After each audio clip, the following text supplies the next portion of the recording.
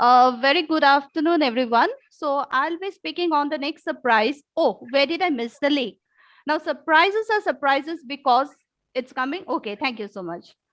Now, surprises are surprises because they can catch you anytime, anywhere.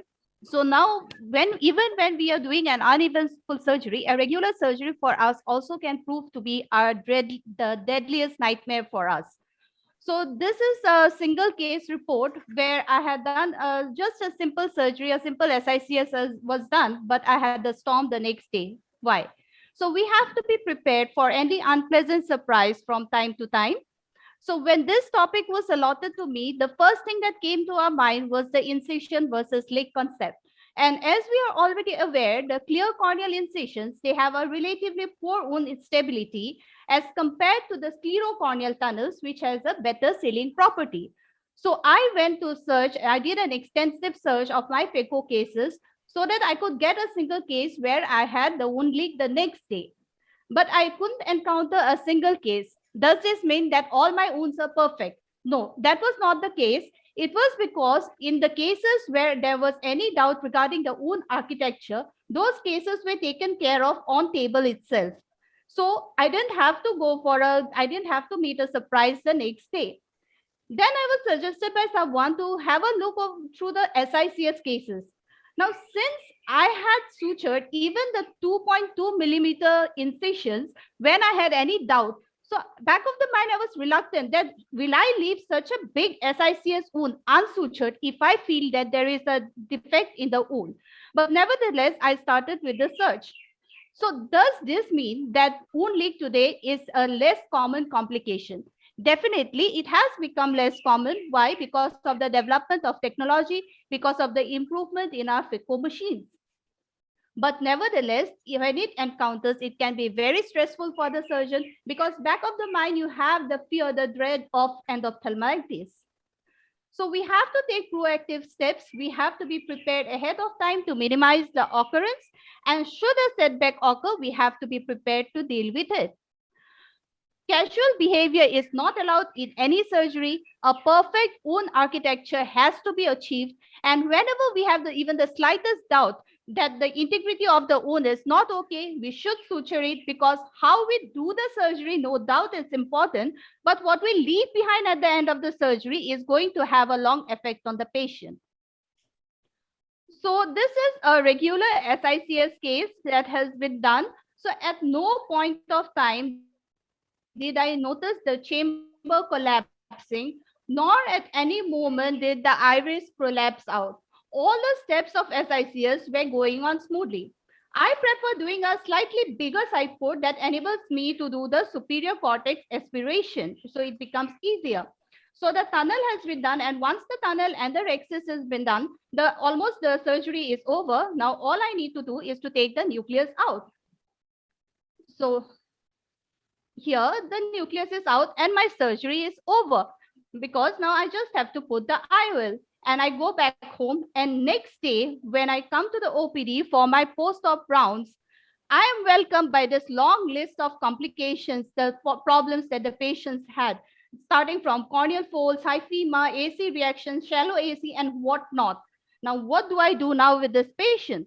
So there were two options. I patched the eye, I gave him cycloplegic, I asked him to go back and revisit me with the assurance that his vision will improve in a day or two, or I take the patient to the OT and reevaluate my case. And I decided to go with the second option.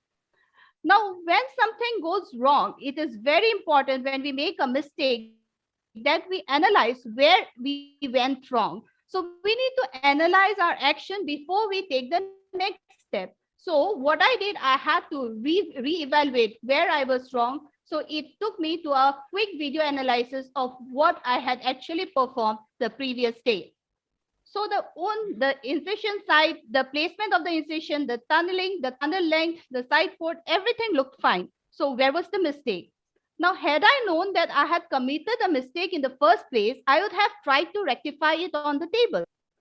But was it that there was some problem and I was too lazy to suture the case? I don't think so in this case. Did I not realize the mistake? Maybe it was beyond my knowledge. Maybe some of the steps which I was thinking that I have done perfectly, maybe it was totally wrong. Or did I miss out on something? Or was there no mistake at all? But whatever be the cause, I had to take up the patient, and here the AC wash has been done to remove the hyphema. Visco is injected, and even after Visco, the softness of the globe. That means my wound is definitely wrong. And here we can see this, the little bit of iris tissue out here. That means somehow I had missed making my tunnel longer. I had made the tunnel length adequate, but the entry into the tunnel was not perfect in this case. So suturing was done and the patient was sent back home. Now, had I been given the opportunity to redo this case, what I would have done differently? For me, this is an old video of mine. So nowadays I go for the transconjunctival approach because I am not in favor of cauterization because it definitely causes some amount of damage to your ocular tissues, and also it hampers with the healing process, and there is some amount of shrinkage.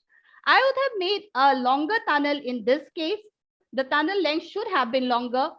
Tunnel hydration is also important, which I didn't do in this case because we are taking out the entire nucleus in toto. So some amount of cortical remnants may plug the remain between the two lips, which may hamper the healing process.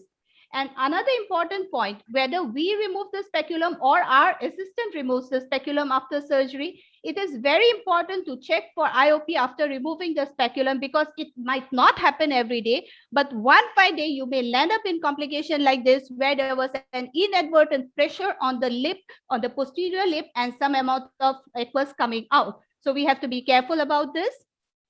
And especially relating to this case, in MSICS, wound architecture is very important. You need to have your tunnel valvular effects correct. You need to have a square incisional geometry. But speaking about SICS, the shape is basically a trapezoid that we have.